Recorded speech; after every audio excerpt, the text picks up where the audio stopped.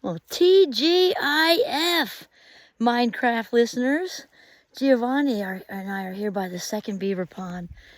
We don't usually often come in the evening. We're usually early birds. Because at night, especially in the fall, it's creature-ish.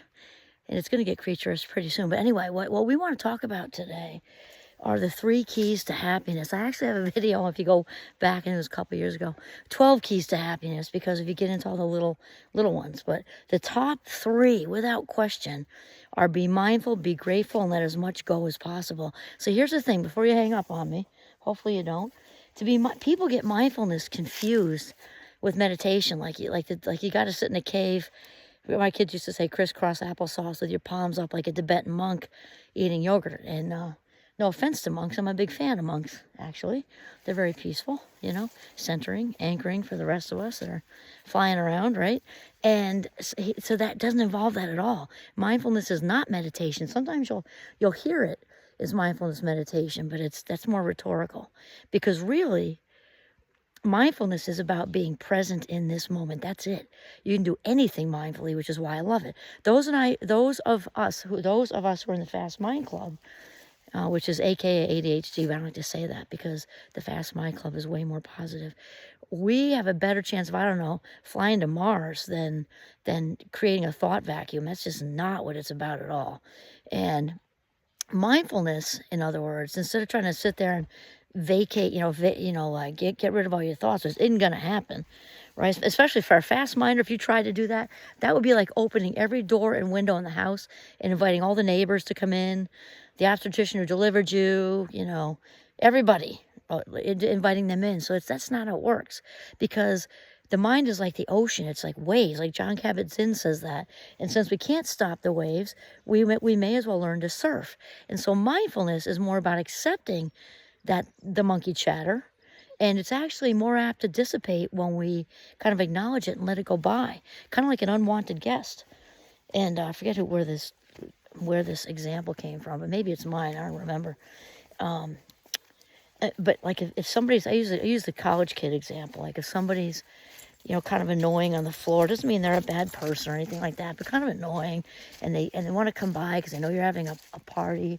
You're like, oh no, he's going to talk our ears off or whatever like that. The best thing to do is actually, rather than everybody ducks under the couches and hides the pizzas and the artichoke dip and everything, instead of doing that, open the door, let him talk for a minute, let him go on his way. It's kind of like anxiety's like that too. Kind of acknowledge that it's there, acknowledge that the overwhelm is there or whatever, and let it kind of go on its way. Acknowledge that it's happening like an unwanted guest, and there you go. And so mindfulness more does that. It kind of, like meditation is trying to get rid of thoughts mostly. There's standing ones and sitting ones and lake ones and river ones. And I'm not saying don't do those because they're good for your well-being. It says that ain't going to work for me for sure. So better than for me is to be mindful, because this is the thing. Well, when we're mindful, we just acknowledge that thoughts are happening. We say, okay, here comes an anxious thought. Apparently, I'm feeling a little nervous today. So what? Who cares? And welcome to the human race. That's one reason I like mindfulness, is it doesn't judge.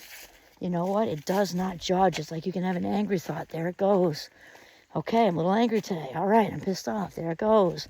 And I love it that it doesn't judge. That's one of my favorite parts of it, actually.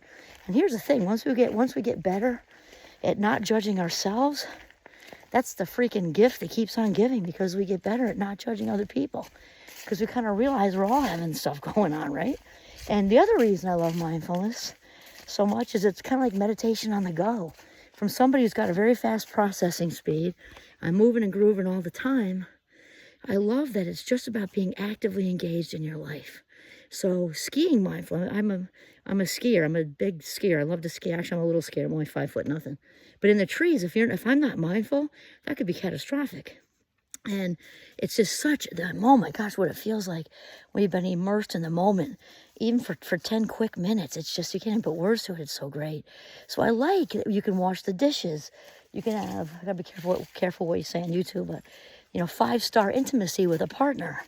You're shaking the world. Good for you. and, whatever it is, but you're just being actively in whatever it is, a conversation, you're washing the dishes, you're scrubbing the bathroom, it doesn't matter.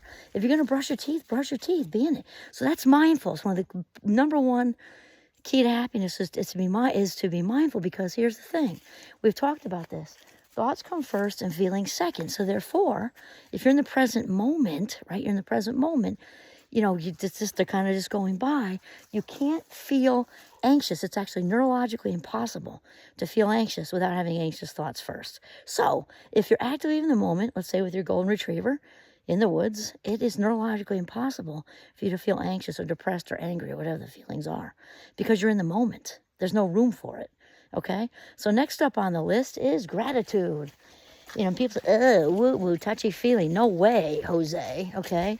My doctorate's in cognitive psychology, which is basically having a doctorate in how the brain works. And I'll tell you, you can see the changes on fMRIs. You can actually see changes in the brain. So if you don't know what an fMRI is, the MRI is like that claustrophobic coffin-looking thing that if you blow out your knee or something, that's what you do. The little italics F means functional MRI, which means when you put that on somebody, it's chasing around like the brain activity. So it's basically the cells that use up the most oxygen, or they light up. Usually it's like the fire colors, reds and yellows and stuff like that. So we can actually see brain changes on an fMRI. And so sense thoughts come first and feelings second, right? I do this every day of my life with a gratitude journal. I am grateful for, I am grateful for, I am grateful for. You need those words, I am grateful for, because the neurons are like wayward toddlers needing constant direction. No, not that way, this way. No, not that way, this way. They need you to be the boss. So you got to say, I'm grateful for my golden retriever. I'm grateful for the woods. I'm grateful for my partner. I'm grateful for that things are going to get better for me. Not just the golden retriever, my health, things are getting better, or whatever I said. You got to say, I am grateful for.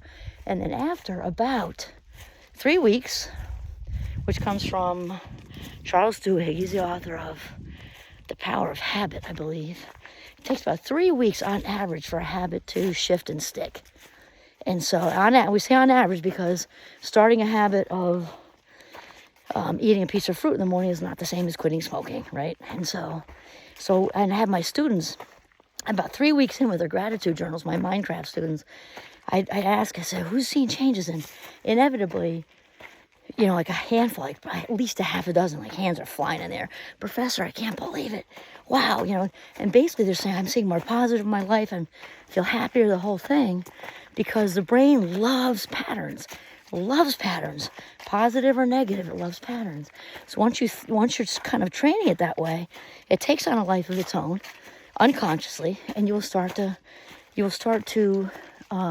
filter out more positive information from your day, and therefore start to see more positivity in your day and in your life. So it's a super cool thing. All right, so that gets into what else was I going to say about that? Oh, the Tetris effect. So the Tetris effect, if you know the game Tetris, which is about putting shapes, colored shapes in a row, like in a organized. So they go together, little groups, whatever. And it was found research-based. We're walking uphill. Research-based. It was found with accountants that when accountants, think about what an accountant does all day, right? Actually, I got to back up first. It was found that with playing Tetris for as little as 15 minutes, people would naturally go into, grocery store or whatever, and their brain would start to kind of put the cereal, like not just mentally, put their cereal boxes. Giovanni, no, come here, come on, no, G, come here, G, come on. There we go. He's chasing. We don't need that. We start to put cereal boxes, together mentally because they were the same colors, shapes, sizes, whatever. And so it was found with accountants that, we know what accountants do, right? They look for mistakes all day long, especially during tax season. They're looking for errors. And it was found with accountants that they were taking that pattern home with them and looking for errors and mistakes in their lives and their partners and their parents and the people who, came to do the plumbing, whatever. And it was interesting because I had a senior student once, and she was absolutely lovely. We were going over this in Minecraft, and all of a sudden I watched her go like this. She was like, oh my God, that's me," because she was an accounting major, and she had an internship 2 or 3 days a week. She said, "Oh my gosh, that's happening to me. Oh my gosh, I didn't know what that was." And so here's the good news with that. That's because the brain loves patterns. The Tetris effect can work in a negative sense, like the one I just explained with the accountants. It can also work in a positive sense, like with the gratitude journal. So your brain, this is what I was saying with the patterns, the Tetris effect works in our favor when it comes to the gratitude journal. And so that's why after about 3 weeks, it gets easier, and it gets easier and easier and easier. I've been doing it for decades. When I finish one, I throw them under my dresser. I start another one, and you'll get more positive. More positive, until, you know, kind of like playing a guitar. When you first play guitar, you get the calluses, right? Because it's new and it takes a lot of work. After a while, the calluses go away and you're playing Margaritaville because it got easier. Well, it's the same with learning how to become more positive and by keeping a gratitude journal. Okay, so those are the first two, mindful, grateful. And then last one is let as much go as possible. Okay, so just 2 columns, going to be very general. The let it go column, which should be much longer than the make a stand column, right? The make a stand column is if, you know, somebody says something racist or, you know, somebody's mistreating you. Not just a little crispy, because if it's a little crispy, let it go. They probably had really something bad happen to them on the way into work or something. Who cares? If it's something that really matters, like somebody's cruel, or something, well, that needs a conversation. But the high majority of the time, we can let a lot of stuff go, especially stuff we have no control over. So you can do those 2 columns. What can I control? It's really almost the same columns. What can I control and what can I not control? And just let as much of it go, especially the need to be right. That is so overrated. It's so much more important to be kind than right. And again, it's also more peaceful to be kind than right. If it's to take a stand, somebody says something anti-Semitic or homophobic or whatever, well, then you got to speak up, obviously. But most of the time, that's not it, and we don't need to be right about all of it. The article you just read, even if you are, whatever somebody else just said was outdated. You got the new information hot off the press in the morning on a podcast on your way into work, and you just want to be like, ooh, I know. No, you don't need to do it. Let it go, or just say it in a way that's not know-it-all-ish, And so those are the 3 big keys, and I'm a happy little bugger. Telling you, I'm probably happy. I don't know, maybe 98% of the time. And it's because I do those 3 things. And there are others. You can look up the video with the 12 keys to happiness because there are more. But those are that big 3. And mindfulness and gratitude are actually the foundation for Mindcraft, because Mindcraft is about becoming the boss of your brain, because this is where it all happens. We're the authors of our own script. We're the jockeys on the horse. We talked about that. And so as soon as we get that, the better off we are, because otherwise, and I used to say this too, or I still do say this, there are really just 2 choices when it comes down to it, right? Either we can control our thoughts. I would say this to my students. Either we can control our thoughts, or my students would say, or our thoughts control us. Exactly. So which is more pleasant? Obviously, controlling your own thoughts is more pleasant. Is it that easy? Not in the beginning. Is it that simple? Yes. So I usually hold up my 2 hands since I can't since holding the camera. But is it that easy? Yes. I'm sorry. Is it that easy? No. Is it that simple? Yes. Because again, it's literally neurologically impossible. He's got a little drink. He's so cute. It's neurologically impossible to feel anxious, overwhelmed, pissed off, depressed, any of the things. You can't feel that way without thinking it first. It's impossible. Even if it's an automatic thought, you had to think it first. So what I would do with the Minecrafters, I'd say, play with somebody I know is okay with it. And I'd say, let's, Jonathan, when I'm trying to make my point, because they would get confused with automatic thoughts like checking a door or something. You're still thinking, even though you're not aware of it.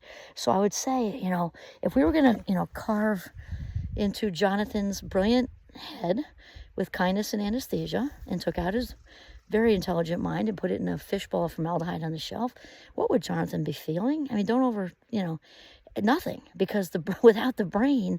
And then I say that whole thing about people say you are what you eat, you're what you eat. No, you're not. And I'm not dismissing nutrition, because obviously nutrition's super important. It's very important. We are what we think is what we are. We become what we think about all day long. Think about it. That whole Jonathan example with the brain. without the brain, how important is that orange juice or apple? Not so much. Okay, so it's about becoming the boss of your brain. So 3 big keys to happiness: mindfulness, which means being engaged in your life in this moment, spending your life minutes as if they're cash. 2, gratitude. And 3, let go as much as possible. TGIF. Thank God, thank goodness it's Friday. Have a great weekend. Bye-bye.